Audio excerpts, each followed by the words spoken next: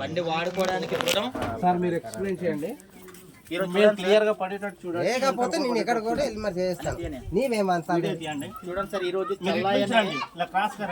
చల్లయ్య అని ఒక గ్రామానికి వచ్చామండి. ఇక్కడ చూడండి సార్, ఈ రోజు చల్లయ్య అని ఒక గ్రామం. ఈ రోజు చాలా మంది నిరుద్యోగులు, చాలా మంది స్టూడెంట్స్ అంతా ఈ ప్లాన్ వినడం జరిగింది. ఈ బండి యొక్క దమ్ ఏంటనేది ఆల్రెడీ చూడడం జరుగుతుంది. ఊగుతుందా బండి చూడండి సార్ ఎంత దమ్ ఉందనేది బండిలో చూడండి. చాలా మందికి ఈరోజు ఈ బండి ఉన్న కెపాసిటీ అదండి. ఇప్పుడు రివర్స్ కొట్టండి.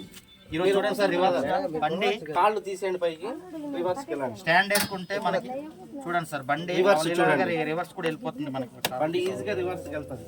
ఇది బురద కాబట్టి కొద్దిగా డిస్టర్బెన్స్. రోడ్డుకి అయితే మనకు ఫ్రీగా కనబడుతుంది. ప్రాక్టికల్ గా మీ కళ్ళ ముందే చూపిస్తున్నాం. బండి ఇప్పుడు మనం కొన్ని సార్లు వెనక్కి ఇలాగ అవుతుంటాం. మనం అలా అవసరం లేదు. ఇలా ఎక్సలేటర్ పట్టుకొని మనం ఇలా ఉంటే అలాగే వెళ్ళిపోద్ది.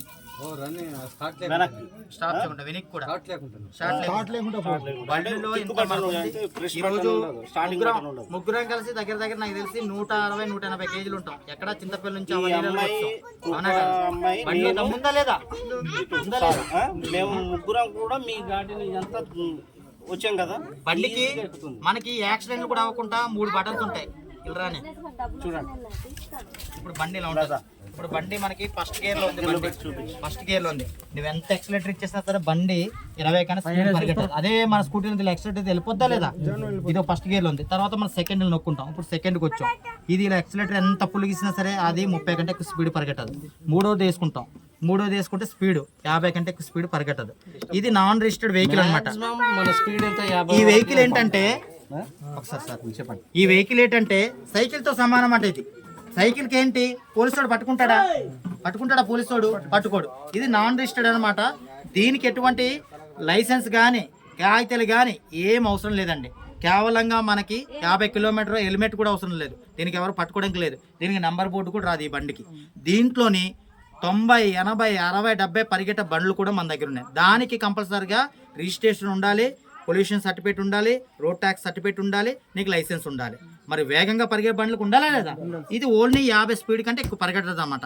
50లోనే ముగ్గురం వచ్చామంటే ఆ బళ్ళు తీసుకుంటే ఇంకా ఉండదు దమ్ము. కాబట్టి బండిలో అంత దమ్ము ఉంది. మీరు ఒకేలా ఇందులో బలమంతకరం ఏమేం లేదు సార్. బండి వాడుకుంటున్నాం. ఈ బండి ఎవరికైనా నచ్చిందంటే ఒక వ్యక్తిని మనం కానీ ఏమైనా మన ద్వారా ఇప్పిస్తే మనకు వచ్చే కమిషన్ ఎంత? 5,000. మన కింద ఉన్న వ్యక్తి ఇప్పిస్తే ఈ బండి కాస్ట్ 1,06,000 అండి. 1,06,000 మనం 15,000 రూపాయలు కట్టేసినట్టనే మనకి మిగతా 94,000 అయితే ఉందో కంపెనీ లోన్ ఇస్తుందండి. కంపెనీకే మనం ప్రతి నెల ఈఎంఐ మనం కట్టుకోను. కంపెనీకే కట్టుకోవడం. ఎవడో వచ్చేసి మనం ఇంటి ముందుకు వచ్చి ఎక్కేసి మనకు నువ్వు కడతావా, బండి పట్టుకెళ్ళిపోతావా, కడతావా, ఆ టైప్లో మనకు ఉండదు. కంపెనీ మనకు ఉన్నా లేకపోయినా 3 నెలల వరకు అవకాశం అనేది మనకు కల్పిస్తుంది. శుభ్రంగా మనం బండిని వాడుకుంటూ మనకు తెలిసిన వ్యక్తుల్ని ఈ ప్రెజెంటేషన్ మా ద్వారా మీరు తెప్పించి ఒక వ్యక్తి వచ్చినా సరే నెల ఫైనాన్స్ మీరు ఈజీగా కట్టేసుకోవచ్చు. 24 నెలలు కానీ మీరు పెట్టుకుంటే నెలకి 4,000 రూపాయలు లోపే పడుతుంది. మరి ఇప్పుడు ఘాట్లు ఎక్కువ వచ్చామా లేదంటే ప్లాన్ రూట్ లో ముగ్గురం వచ్చామా? అవునా కదా? ఏం బాబాయ్, మనకి చిన్న ఉన్నాయి, లంకలు ఉన్నాయి కదా, అప్పులు ఉన్నాయి. ముగ్గురు వచ్చాం. ఎవరైనా టెస్ట్ రైడ్ చేస్తారంటే రోడ్ లో సరదా టెస్ట్ రైడ్ టెస్ట్ చేస్తారంటే దీని బండి ఒక మూవ్మెంట్ తెలుస్తుంది. స్మూత్ గా ఎలా రన్ అవుతుందో